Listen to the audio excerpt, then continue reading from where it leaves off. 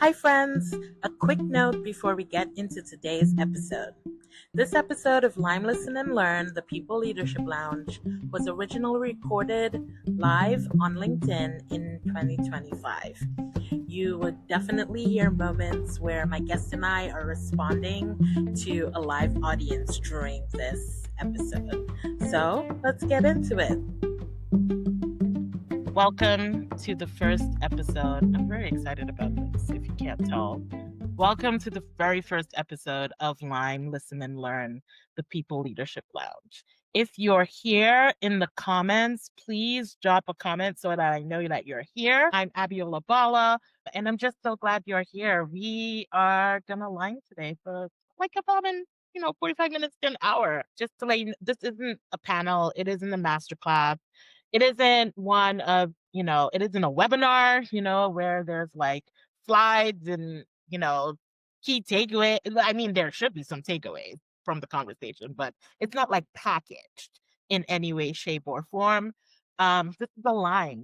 So I am from Trinidad and Tobago, and in Trinidadian culture, a lime is where people come together to like just kick back, talk, hang out, just vibe, right? It's unfiltered, it's honest. Usually there are drinks, right?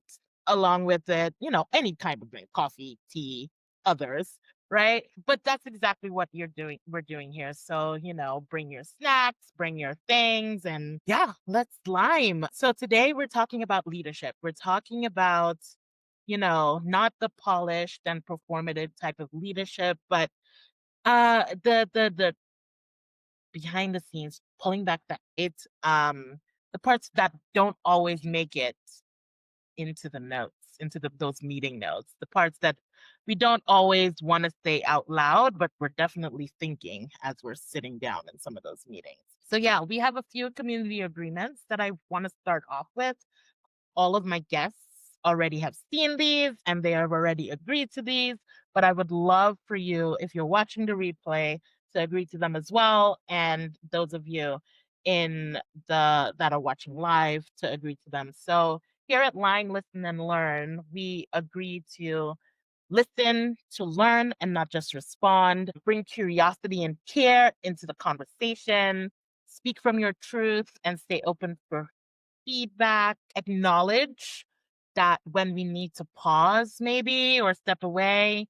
Assume positive intent, but stay accountable and share the space, not the stories, if it's not yours to share. Right? All right. So I hope you agree to those. If you do, you can drop agree in the chat. If you are watching the replay, go ahead and do that as well. Points. And let's jump into the conversation. So I want to bring up my guest today. Very amazing, brilliant Sara Chandran. Of course, my brain, Sara, just kind of went. Hold on. Here I am. I'm finally arrived. You Sara, of course. Thanks for having me. Yes, welcome. Of course, I was saying your name properly the entire time until I had to like say it live, and I'm like, who? I can't remember my own name for a second. Hi, Taylor. We are live because Taylor can see us. Oh, hey, Taylor. But yeah, so Sarah, it's so good to have you. Thank you for being my first guest on here. Thank you for coming to Line with me. I just love having chats with you, so I just feel like this is gonna be one of those, that we normally have. So for those in the audience, we're diving into, what it really means to lead when identity is always in the room. And I really wanted Sara to be here because I feel like the work that you do goes beyond like the buzzwords. You lead with like clarity and care and just the work that you do, and you're not afraid to like you're not afraid to like sit in those tensions with me. Hi, Joanna. And we're not gonna tiptoe around things, So I'm really, really glad that you're here. Honestly, the timing for this Yeah. could not be better, right? Because we were talking about it before I even tell that story. Sorry, it's a line. We're gonna roundabout. Those who are in the audience, feel free to chime in at any time at all with your part of this, right? Anytime with questions, thoughts, comments, whatever, chime in. So why I said that it's so timely is because I'm currently here in Medellin, Colombia, and I'm at a co-living. So jealous.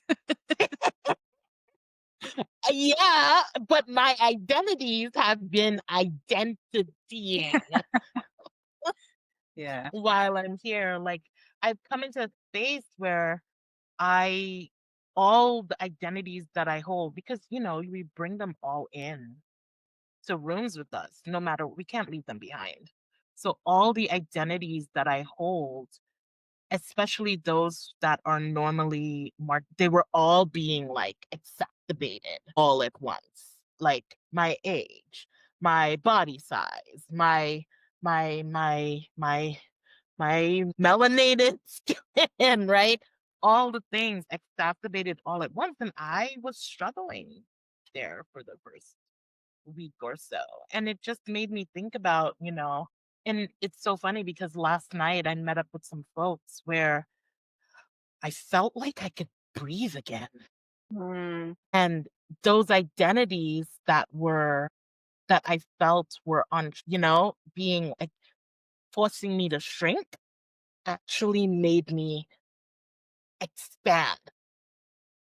And I don't know, like I thought about like if this is in a workplace, like what does that look like? Like Mhm. I don't know. It's so important. No, but it's so valid to talk about those spaces where you don't have to shrink anymore, because I think so many of us, especially Yeah, those with marginalized identities in the workplace, we know what it's like to have to shrink or mask or code switch or hide parts of our identity as much as we can, because melanated skin, you can't really hide that in the workplace. It's pretty, at transparent all. size.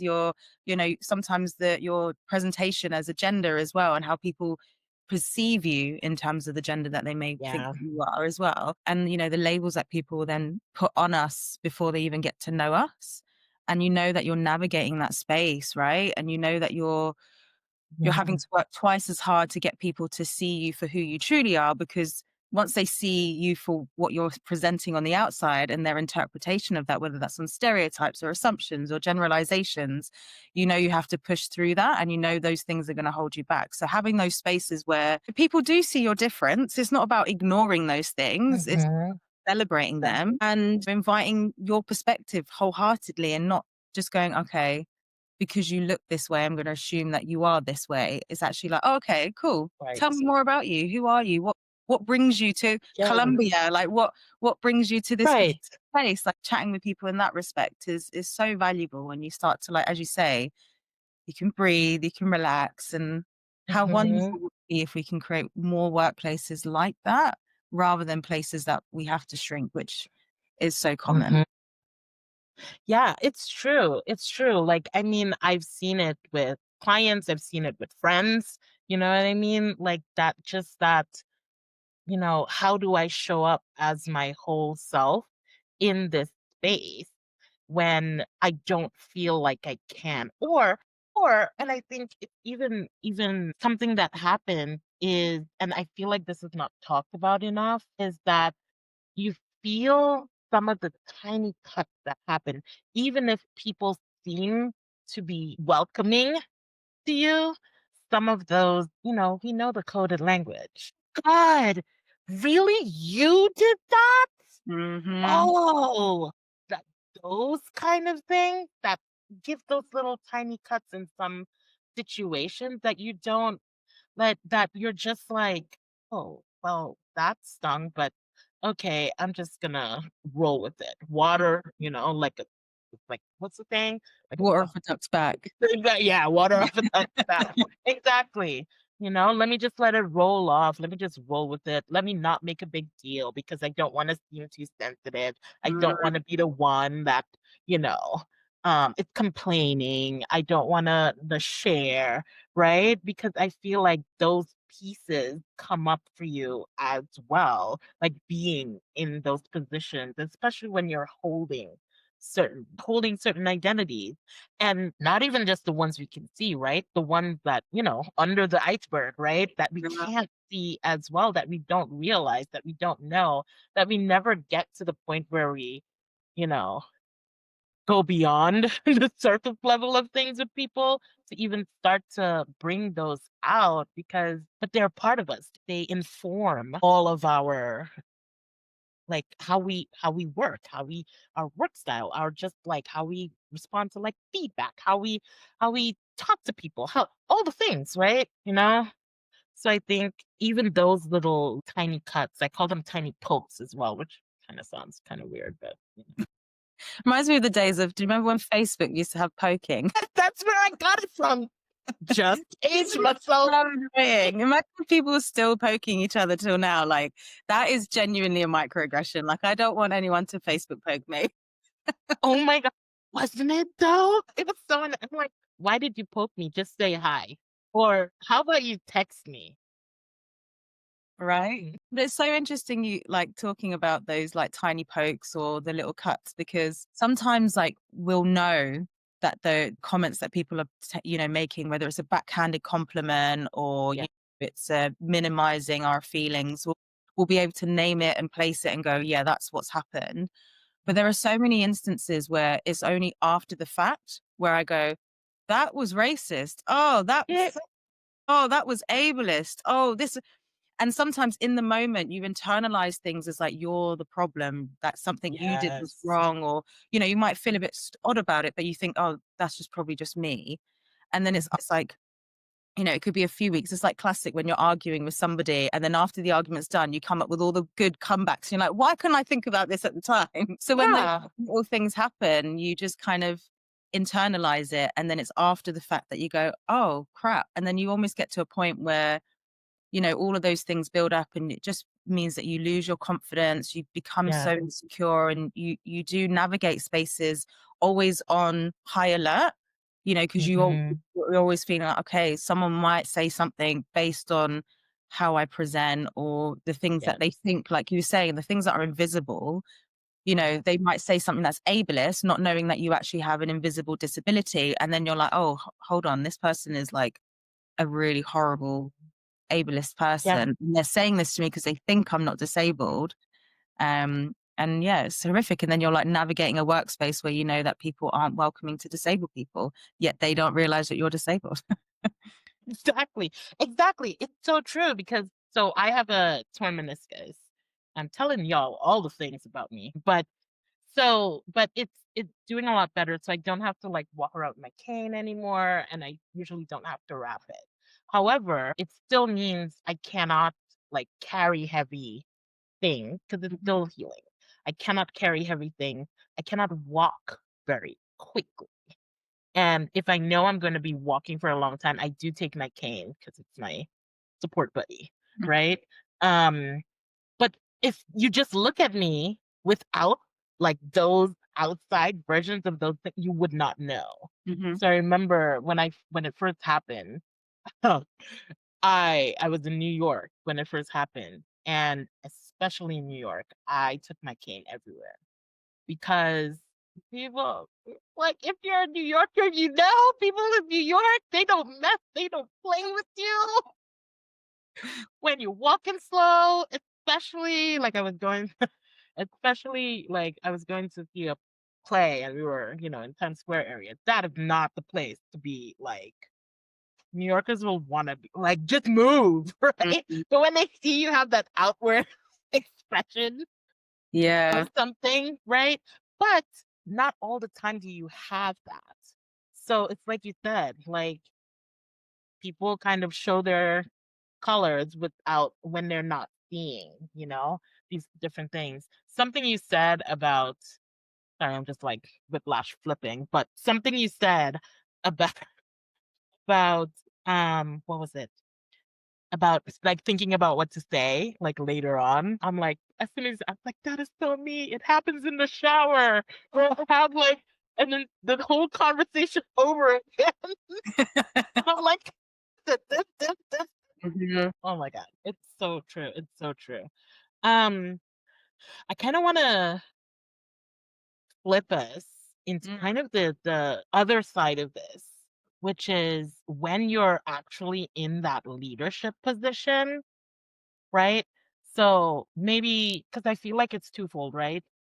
Being a leader who's bringing certain identities in the room as well, and Yeah, leading others, right? Like, how do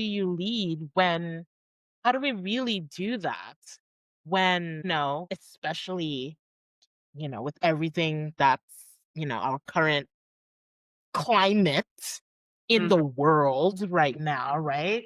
Where a lot of people are saying quiet things out loud that shouldn't be saying those things, right? Even though, yeah, yeah, right? But how do we lead when, people are bringing these ideas, but we can't really talk about it. We can't really voice it. We can't really, name a lot of these things. Like, yeah, like I've been racking my brain about it, but I want to hear. yeah. For me, more leaders need to be speaking out and sharing how they don't agree with what's happening, Mm, with the mhm. rise of transphobia or the racism, the homophobia, all of those things. And it can feel scary doing that, but it's always keeping a lens on how scary do you think it is for people with the lived experience that are navigating those spaces.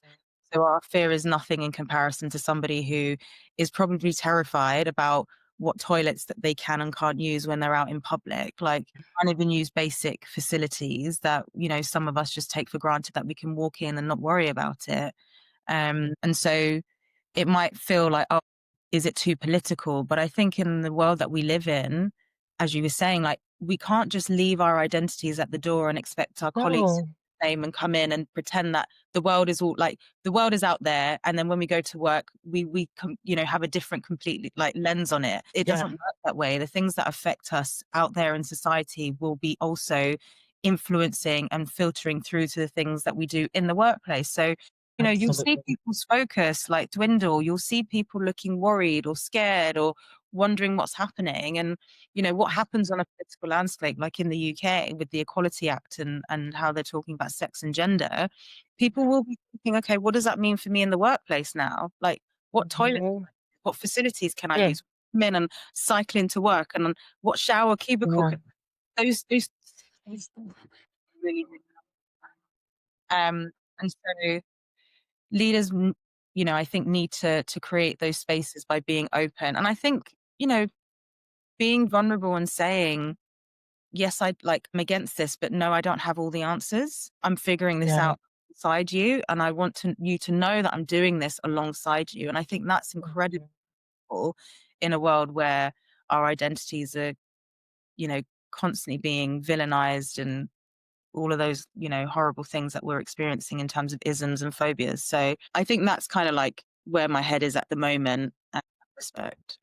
No, absolutely agree. I think it's, one of the hardest things I think there is for as a leader to say, I don't know, right?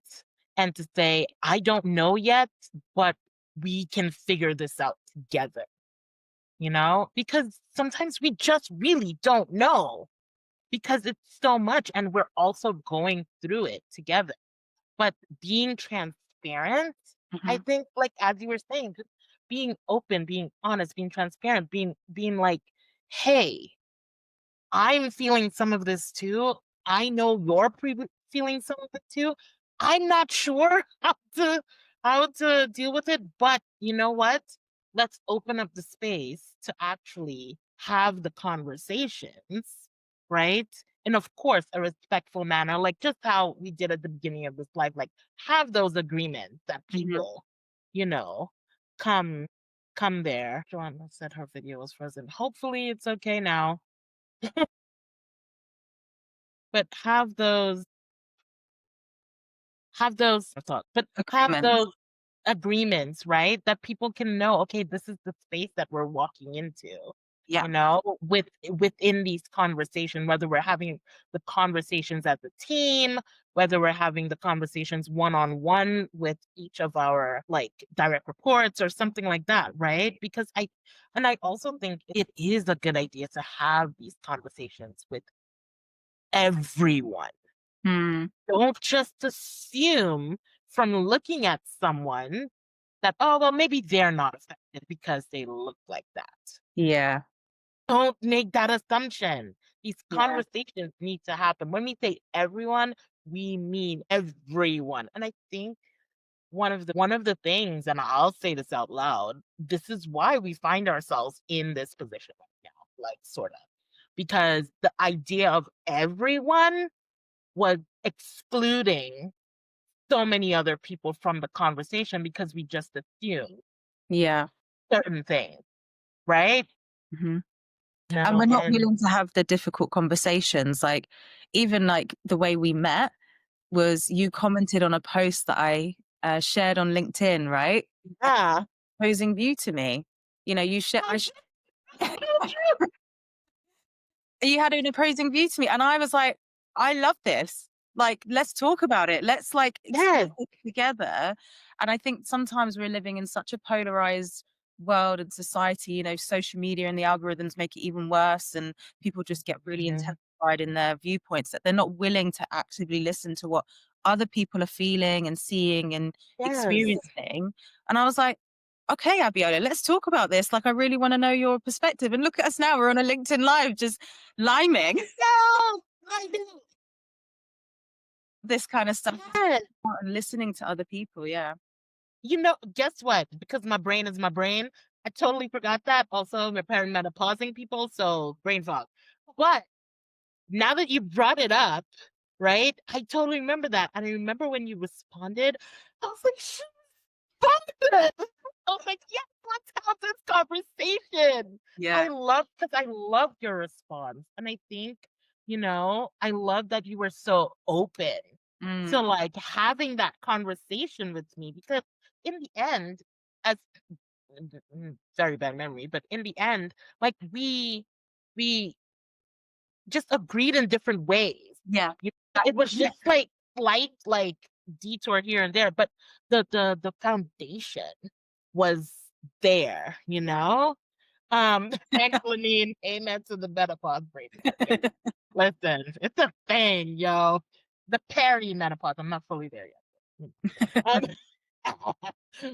Um, but yeah, no, I think that's really important too in these conversations, especially, going in as leaders. A lot of the times I think that's the scary piece. What if someone doesn't agree? What if they come at me with Yeah. something, What if they say like, "Oh, you're being this way," or "You're being like it's very hard for them to go into, say like, "Hey, let's have these conversations," especially around things like our social identity, Yeah. right? Because of that fear is real and absolutely valid.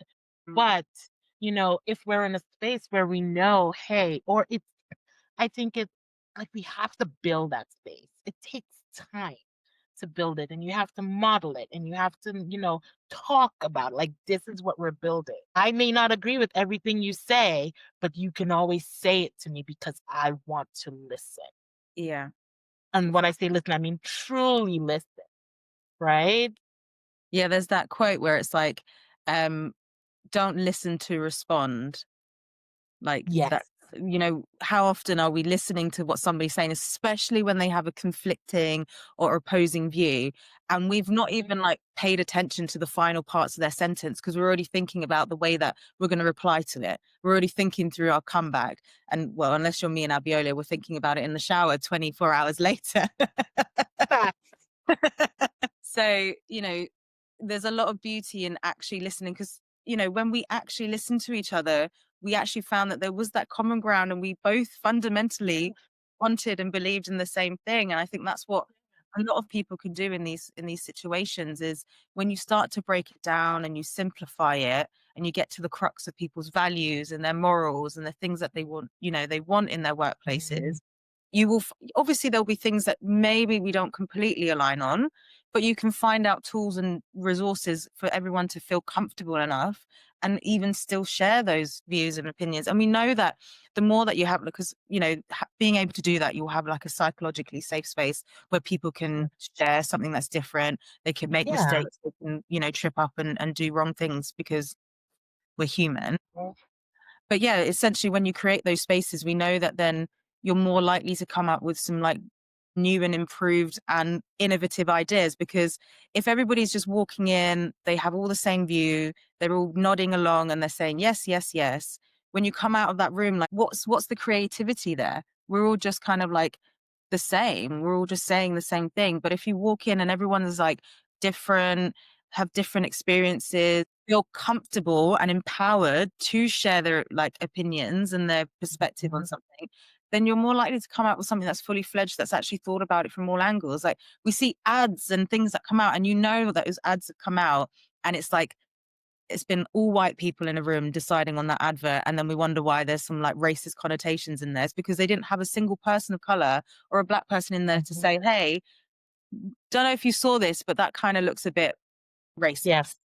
Yeah. And that's a very simplistic like way of thinking about it. But if you have people Mhm. with different backgrounds, imagine all the things that you would avoid doing that could Yeah. potentially put your company or your organization in hot water without even realizing it. Yeah. Oh, absolutely. We've seen way too many of those. Sometimes I wonder actually if they intentionally do it too, because, Yeah, yeah, because rage you bait. know, click, it's sent to like all the WhatsApp groups. Yes. Forwarded Did you many see? It's good when you come and you can only forward it to like what, one or two people. You're like, how many times has this been forwarded? But it's so true though. I think the more we're open about these things, and I would also add, because people will say like, we can't be open because, there are people out there who take advantage of the openness, right? But here's the thing, we're being intentional here, right? So, like I said in the agreements at the beginning, we're assuming positive intent, but being accountable, right? Because here's the thing, not every time positive intent would have a positive impact. But how you come back from that.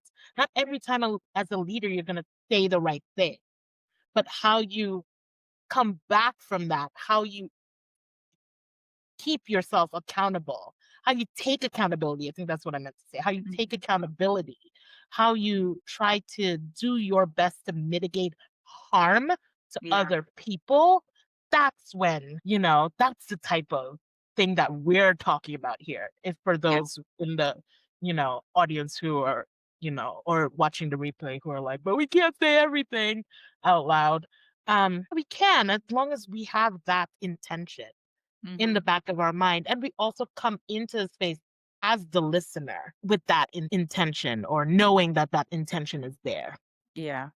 Yeah. And like you say, that whilst the intention will be from a good place, and yes, there'll be negative impacts, like, and having that accountability, sometimes we can focus so much on not having a negative impact that we stop ourselves from doing anything at all. And I think that's maybe one of the biggest blockers in this space when it Mhm, comes to inclusion, when it mhm. comes to creating cultures of community and belonging, because we're so worried about getting it wrong that we end up doing nothing at all, which is actually so damaging. And we just have to embrace that we're all human. Making mistakes is Yes. part of it. Make mistakes, you know, that's when we can start to figure out, okay, that didn't work so well, but let's try this next time. And then we start to fine Yeah. tune, we test new things, we learn from it, we improve, and we make, iterations, because you're not going to go from Or 1 step to 10 in one go. Like, it's all about those tiny little steps. And yes. I think sometimes we think about the big goal in our minds, that Oh, we start with 100%. all the little steps that we need to get to that point. And so yeah, it can feel overwhelming and it can feel a lot, and we're worried about making mistakes. But I think learning that, as a leader, holding your hand up and saying like, I will make mistakes along the way, and I hope you'll hold grace that I'm learning as I go Mhm. along. Yeah. And I'll improve as we go along, as we will all do together, because it's not Yes. just on the leaders. Everybody together, we're all kind of Yeah. figuring it out together. Yeah. Then hopefully you get to a point where you do have the psychological safety, and you have where Yeah. people can be their authentic selves, and you're starting to Mhm. see that stress levels aren't as high as they used to be. People aren't burning out. Like, you're having, a more conducive Mhm. workplace for great things and great outcomes. Yeah, absolutely. You're speaking my language because I say all the time, listen, we're not into that grand gesture-ish, around here because it doesn't work. It just doesn't work, right? Because people feel like they have to make these big, grand gestures in order for people to think they're, with them, for people to, no, we're not about that. I'm sorry, but I'll say it out loud.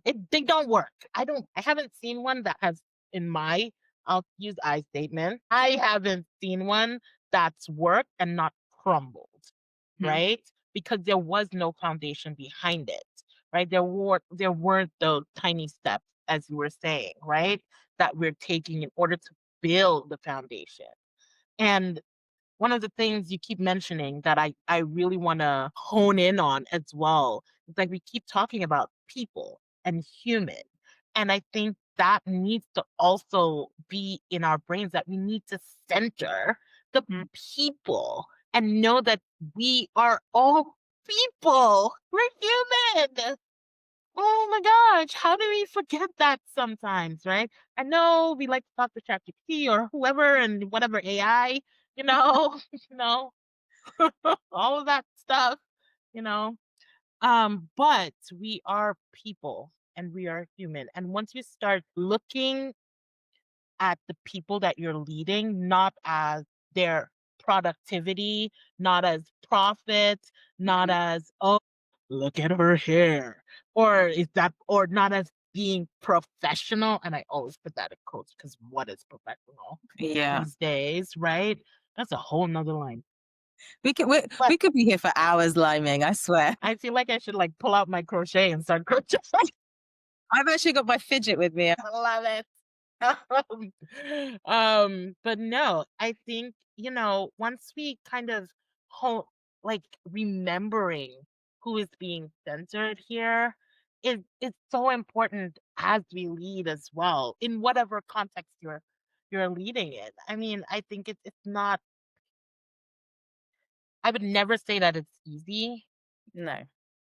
but it is definitely not impossible, you And know. also, anything easy, is it worth having? I mean, we say in Trinidad, free thing no good, but we still take. Sometimes the easy soft life, yes, absolutely. Yeah, But in terms of, like, if we're wanting to create, like, great places to work, it's not something that is gonna ever be easy. no, That stuff takes no, hard work, but it's the return you get on that's it's not even like yeah, you say, it's not just the revenue, it's not, but imagine creating such a wonderful workplace where there's, like, people are making magical friendships, like friends for life, and mhm, people are able to, like, reach their potential and thrive and find their yeah, purpose, and things of that nature. Like, what a beautiful, beautiful thing to say, "I help yeah, achieve that with my team." yeah, absolutely. And I think also I'm gonna push it a little bit more. Mhm. Also realizing, especially to those of you in the audience, right? Also realizing that we're also not talking about utopia here because it's a wish. Yes, listen, I wish, right? Um, oh, Meadow is enjoying it too. Hi, Meadow. Hi, Meadow, you're so cute. Um, so, but yeah, we're not building utopia here. So, yes, we're building these spaces, but also remembering that we're also building in, like, hey, shit can hit the fan oh, sorry, Meadow. um, ish can hit the fan at any time, right? Things can pop up, but, but we now have the tools and the foundation in order to work through them in a way that's not toxic, Mhm. in a way that actually helps us to continue to thrive, in a way that gets us through these things. Like, I don't think, like, if we think of just, I don't think we ever stop having difficult conversations because something is always going to pop up, right? Absolutely. And I think as leaders, we need to remember that, right? It's not going to be, yes, we can go out and smell the roses, but there are going to be some thorns in there off and on, you know? There are going to be, but we're ready for that because we know we have that foundation Mhm. in Yeah, order and to I get think through it. and I think also, just as you were just sharing that, as leaders, it can feel like there's so much on our shoulders to do these things, and that can feel Yeah. overwhelming in itself. Mhm. And it's really important to find a network of people like you doing similar things that you can like bounce Yeah. resources with each other, maybe just like float ideas and get some like feedback from people that are doing the same things in their organizations. And I Yes. also think community, finding Oh, 100%. finding your people where you can Mhm. be your authentic self, because I think in some respect as a leader, you do feel like you have to be like big, brave, know all the answers, and Mhm. it's really hard to like be vulnerable in those spaces. So like having a community where you can be vulnerable and be Yeah. like, hey, like I'm really struggling, like w- let's just like catch up. Do you know what I mean? Like I think those things are really incredibly valuable, and it reminds you that you're not alone. Like it's not just you that is struggling with this, or you know Yeah. all this. I was going to swear, and then I remembered about Meadow. And then I was like, my replacement word was tomfoolery, and I was like, I've never seen a word in my life. And then dang it. So there's all this tomfoolery happening in the world. And you're not going to be the only leader. Like, what the hell is happening here? Like, Yeah, true. navigate that. There'll be other people, and there are so many. So it's finding those communities to be together in these in Mhm. when it's going well, because you need a community to celebrate you when it's going well, but Yes. also if it's going Yes. not so well and you need support, they're also there to like hold you up and prop you along. Yeah. And community to kick you in the butt when you need Yeah. it. I'm just saying, because Yeah. sometimes I need that. I need that kick. Like, Mhm. I'm like, just tell me as it is because Yeah. That Lenine is on accountability. here. Yeah, Lenine is on here, and Lenine is one of those that kicks me in the butt when I need it. We love it. We all I need love that. it. We all need a Lenine in our life. Right? Right? No, but it's kinda like I feel like you just brought us back. How did we do this? We didn't even this is not planned, people. This is just we're just talking. But you kind of brought us back full circle to, like, what I was talking about in, like, sharing with you in the beginning about, feeling like I'm shrinking here, but then finding these people where I can expand, and it's that community, right? And finding that right set of people that allow you to be like that, I was just like, "Look at us coming full circle unexpectedly." Love it. You see Beautiful. Meta Um, gives I mean, I don't know. Does LinkedIn give us permission? Are you allowed? either. I should check on that. Suddenly, No. Abiola's account on LinkedIn gets deleted. So LinkedIn, we apologize. We did not know. If you're watching this and you see we didn't know. I didn't. It's a lie. Anything can happen. And I tried my best to keep it, PG PG. as much as I can. But no, okay. I feel like this seems like a good spot to bring in say it with your whole chest, Mhm. right? So we've touched on a lot. We've kind of dug in and so I call this part of the line, say with your whole chest, because I want you to kind of bring in this bold idea that you probably wouldn't or haven't said online, even if it's just like, just something you've been wanting to say, but you just haven't said it. Just say with your whole chest. And then I don't know what Sarah's gonna say. So you'll see my reaction in real time, y'all. But yeah, Sarah, what do you gotta say with your The whole chest floor is today? mine. Yes. So I thought about this, and something that Mhm. I'm wanting to say more, and I will be, but this is going to be the first opportunity to kind of talk about it more openly, is when we talk about generations and those generational groupings, and we know Mhm. that leaders and people teams take those as fact into their organizations, I genuinely think those generational groupings need to get in the bin. I think they're just another form of ageism. Like Really? boomers, Generation X, Gen Z, millennial. I think all of those can go in the bin. Tell me more. What? We talk so much about like generational, like, oh, what's the word I'm looking for? Like, how to work together, generations, and blah, blah, blah, blah. We want to throw that all away? I so Nah. I've been like looking at articles and reading things around different generations, and I don't know how much evidence there is to suggest, like, for example, Gen Z. I think they range from the ages of like 14 to 28 or something, right? Yeah. A huge bucket of people. So to then suggest this is how we make our workplaces more welcoming for Gen Z, and it's like things like, I don't know, paying people well and work-life balance. Are you telling me that baby boomers don't also want to be paid well and have a good work-life balance? And I feel like, No.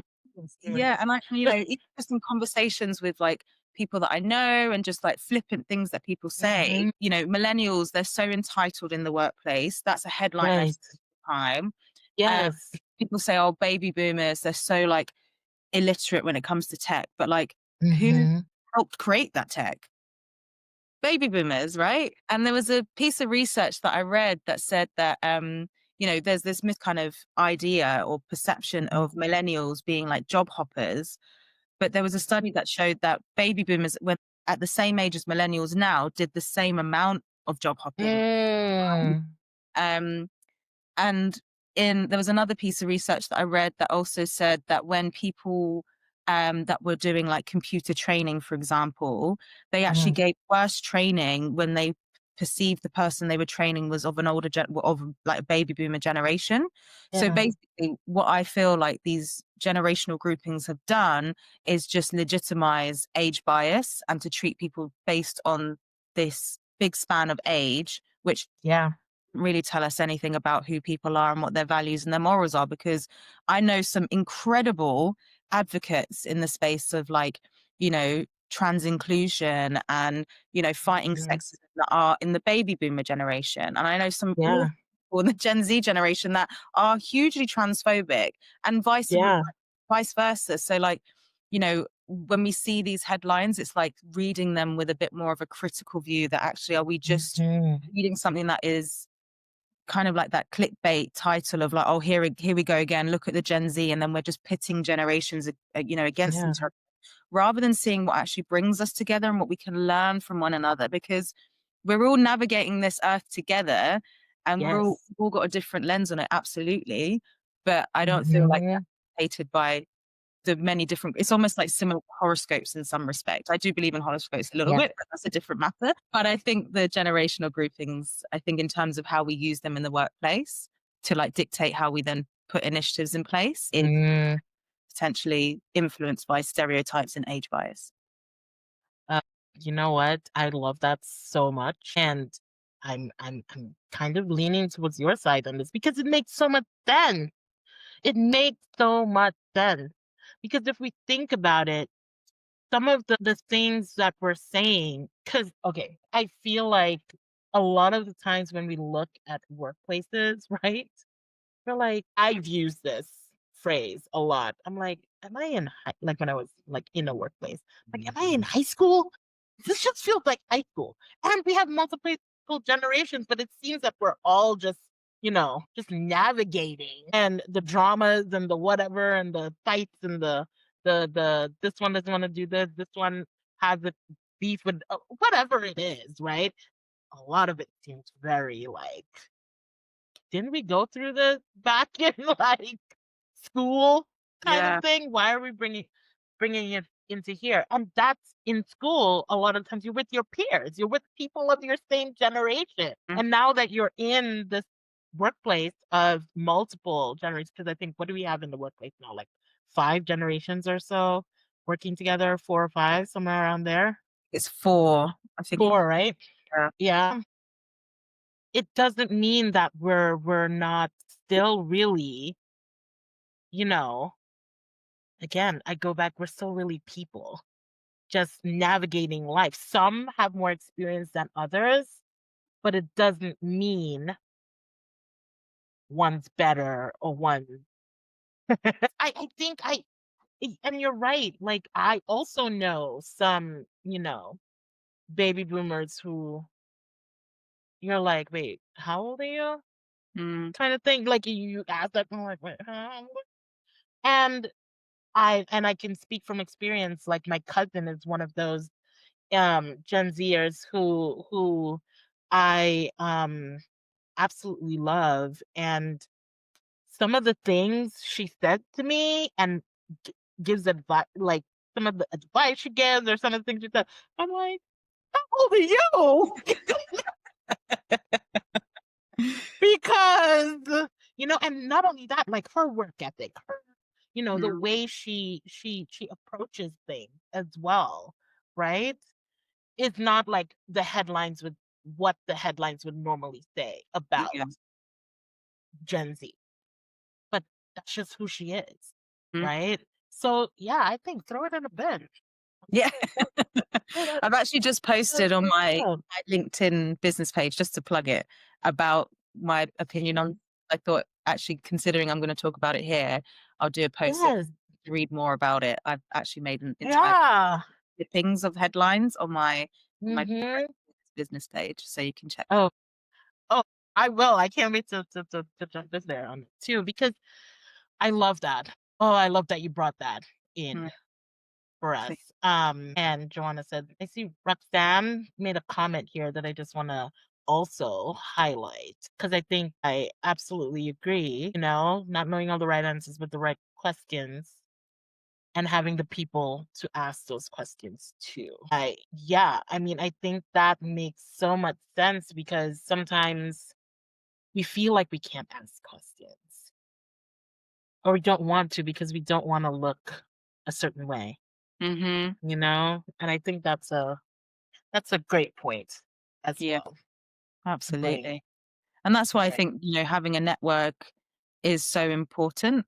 Like, I'm Mhm. part of so many different amazing Slack communities where you can ask those questions. Yes. Just say, "Hey, like, yes, I'm a professional in this space, but we're not gonna Mhm. know everything. So anyone Yeah. got advice or resources on this particular subject Yeah. matter, send it away." And it's so valuable because there's only so much we can do, and I think there's so many other people doing incredible work, and we can learn from each other. And I think we Absolutely. live in such an environment, especially when you're like freelance or you're a consultant, or you run your own business, where people are, you shouldn't chat to the competitors. I'm like, the competitors are like my best friends. Right? Their resources, those things are really incredibly valuable. And I think that's when you start to see maybe potentials, like, I don't know how to explain it, but I think sometimes your opportunities can become, you can those things can start to decrease when you start to shut yourself off from people within Mhm. your own network or within your own industry. Absolutely, absolutely.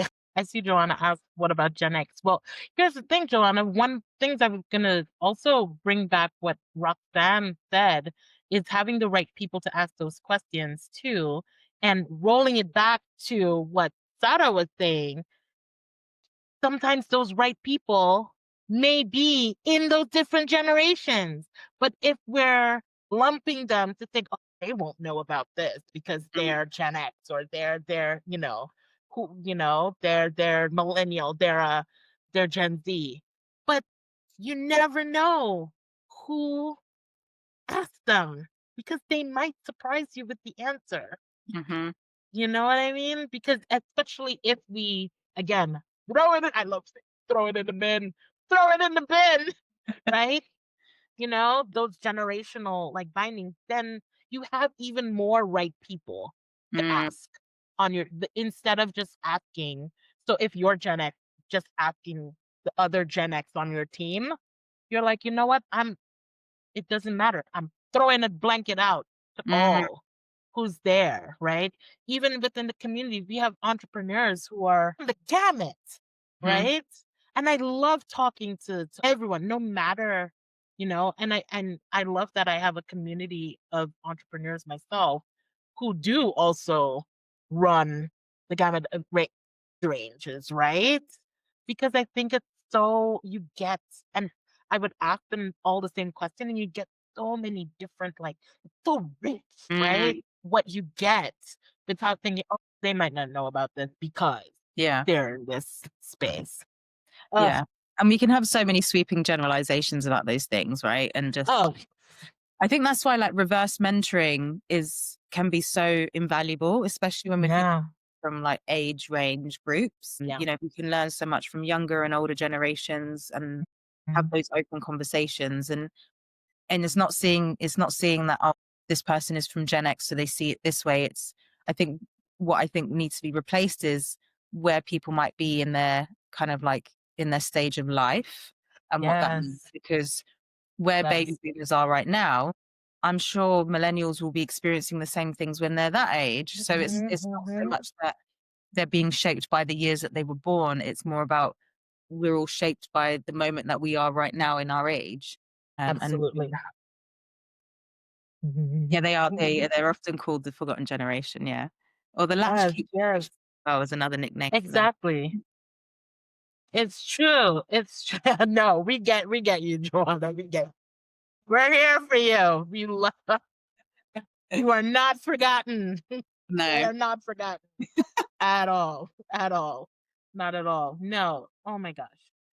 Listen, I could keep talking to you for a whole other hour, but you know, I know we all have like lives and things, things to go do, crochet to go do. No, I don't think clients would be happy if we just keep talking for the rest of the day. And it's also later for you than it is for me. my grocery shopping will be arriving soon. Yeah, And there you go. Important stuff. Important stuff. But no. Oh my gosh. Sarah, thank you so much for lining with me. This was alive. This was, oh my gosh, when I envisioned this, I'm not gonna lie, this is exactly what I envisioned. thank you for honestly asking me. I'm so honored that you asked me to be on first as well. Like I just thank you for trusting me, and I've just been so grateful to be here and chat with you. It's honestly just like I do usual calls and catch up. Yes.